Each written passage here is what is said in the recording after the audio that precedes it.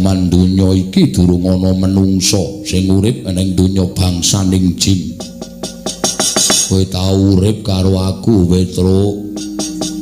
Oh, ladar. Apa kowe lali karo aku, Petro? Molas temen kahananku dene kowe lali karo aku. Walah. Wong gege. Si tak eling ae. Ala bapak lah.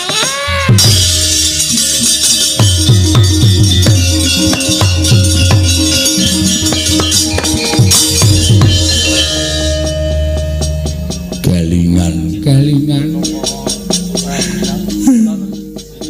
Sampean kok teng mriki, Pak? Aku ngerti pesambatmu. Nggih, terus kowe tiba neng kene lakonmu kowe bantu karo Semar.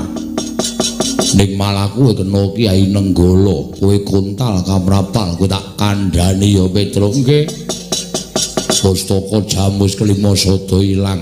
Lho, sebabe dicolong karo menungsa sing murang tata. Waduh, ngandel ora. Aku wis matur karo Ndara Puntadewa takon maringke aku ya ngeyel. Saiki nek pustaka Jamus kelima sada menika nganti ilang. Niku para Pandhawa badhe apes jayanipun mboten gadhahi kekiyatan tur Petro ya melu tanggung jawab. Kowe tak menehi daya kekuatan kowe iso bantu marang para Pandhawa. Sranane pripun? Aja wujud Petro.